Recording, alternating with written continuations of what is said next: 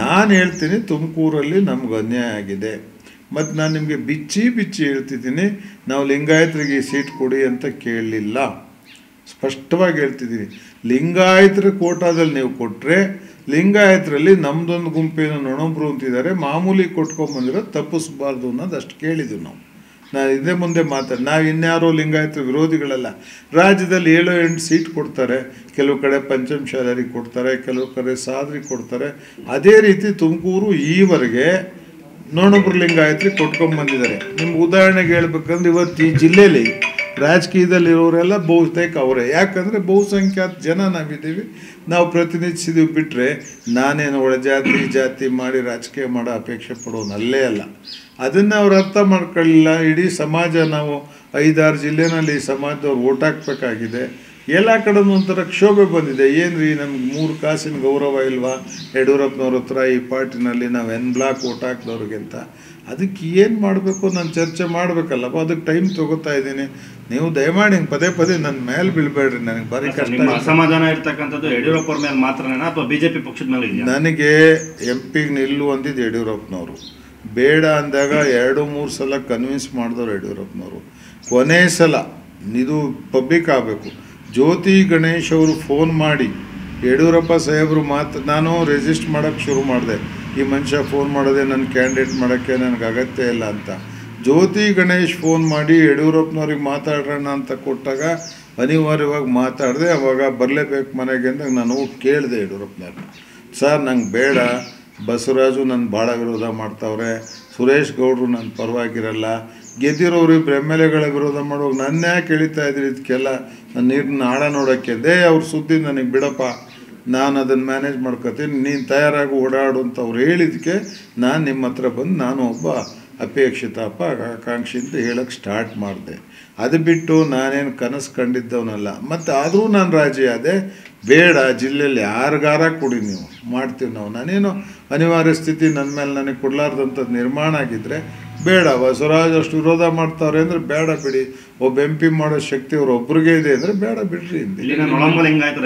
ಶಿವಮೊಗ್ಗದಲ್ಲಿ ಎಫೆಕ್ಟ್ ಆಗುತ್ತಾ ಅಂತ ನಂಗೆ ಗೊತ್ತಿಲ್ಲ, ಆಗಬೇಕದು. ಜಾಸ್ತಿ ಹೌದು, ಅಲ್ಲಿ 3 ಕ್ಷೇತ್ರದಲ್ಲಿ ಡಾಮಿನೆಂಟ್ ಫ್ಯಾಕ್ಟ್ರಿ ಇದ್ದಾರೆ. ಹಾವೇರಿನಲ್ಲಿದ್ದಾರೆ, ದಾವಣಗೆರೆಯಲ್ಲಿ 2 ಕಾನ್ಸ್ಟಿಟ್ಯೂನ್ಸಿ, ಹೊನ್ನಾಳಿ ಮತ್ತು ಹರಿಹರದಲ್ಲಿದ್ದಾರೆ, ಚಿತ್ರದುರ್ಗದಲ್ಲಿದ್ದಾರೆ. ಎಲ್ಲ ಕಡೆ ಇರೋರಿಗೆ ಎಲ್ಲರೂ ಒಂದು ಸೀಟ್ ಕೊಟ್ಟು ಇವರು ನಮ್ಮನ್ನು ಜೊತೆಲಿ ತಗೊಂಡು ಹೋಗ್ಬೇಕಾಗಿತ್ತು. ನಾವು part and parcel of the community party ಅನ್ನಂಗೆ ಟ್ರೀಟ್ ಮಾಡಬೇಕಲ್ಲೇನ್ರಿ.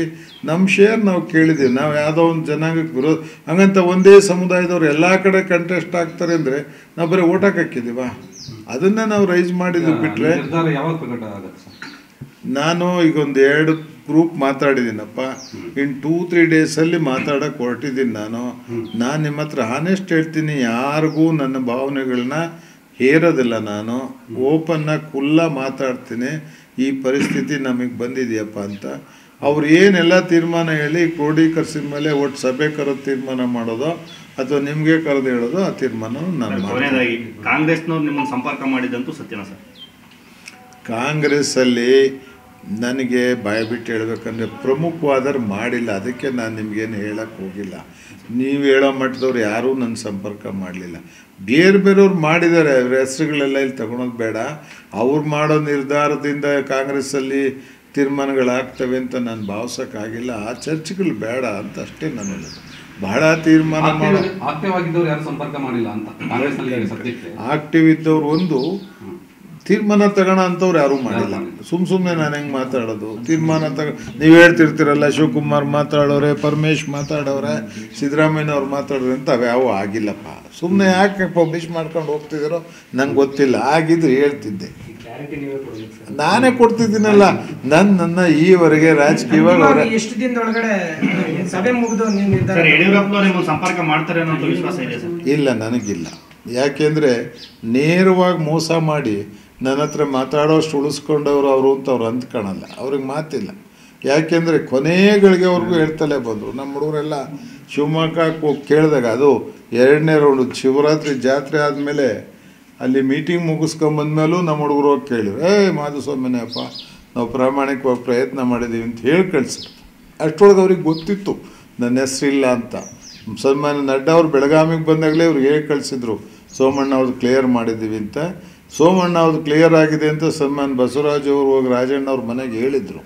ರಾಜಣ್ಣ ನಿಮ್ಮ ಪ್ರೆಸ್ ಮೀಟಲ್ಲಿ ಹೇಳಿದರು, ನನಗೆ ಗೊತ್ತು ಸೋಮಣ್ಣ ಮತ್ತು ಮುದ್ದನ್ಮೇಗೌಡರ ಮಧ್ಯೆ ಫಿಕ್ಸ್ ಆಗಿದೆ, ನನಗಿರೋ ಮಾಹಿತಿ ಪ್ರಕಾರ ಸೋಮಣ್ಣ ಕ್ಯಾಂಡಿಡೇಟ್ ಅಂತ ನಿಮಗೆ ಹೇಳಿದರು. ರಾಜಣ್ಣ 2 ಪಕ್ಷದ ಕ್ಯಾಂಡಿಡೇಟ್ನ ಅನೌನ್ಸ್ ಮಾಡಿದ ಮೇಲೆ ನನಗಿನ್ನೇನು ಉಳಿದೈತಪ್ಪ? 2 ಪಕ್ಷದ ನಿಮ್ಗೆ ಹೇಳಿದ್ರಲ್ಲ, ಸತ್ಯ ತಾನೇ ಇದು. ಅದರರ್ಥ ಇದು ಸಂಪೂರ್ಣ ಮಾಹಿತಿನ ನಮ್ಮ MP ಕನ್ನಡಿಗರ ಮೆಚ್ಚಿನ ನಿಮ್ಮ ನ್ಯೂಸ್ 18 ಕನ್ನಡ ಈಗ ವಾಟ್ಸ್ಆಪ್ನಲ್ಲಿಯೂ ಲಭ್ಯ. ಕರ್ನಾಟಕ ಮತ್ತು ದೇಶ ವಿದೇಶದ 360 ಡಿಗ್ರಿ ಸುದ್ದಿ ವಿವರವನ್ನ ನೀವು ನಿಮ್ಮ ಕೈ ಬೆರಳುಗಳಲ್ಲಿಯೇ ಪಡೆಯೋದಿಕ್ಕೆ ಈ QR ಕೋಡ್ ಅನ್ನ ಸ್ಕ್ಯಾನ್ ಮಾಡಿ. ನಮ್ಮ ಚಾನೆಲ್ ಅನ್ನ ಫಾಲೋ ಮಾಡಿ, ನೋಟಿಫಿಕೇಶನ್ ಆನ್ ಮಾಡಿ.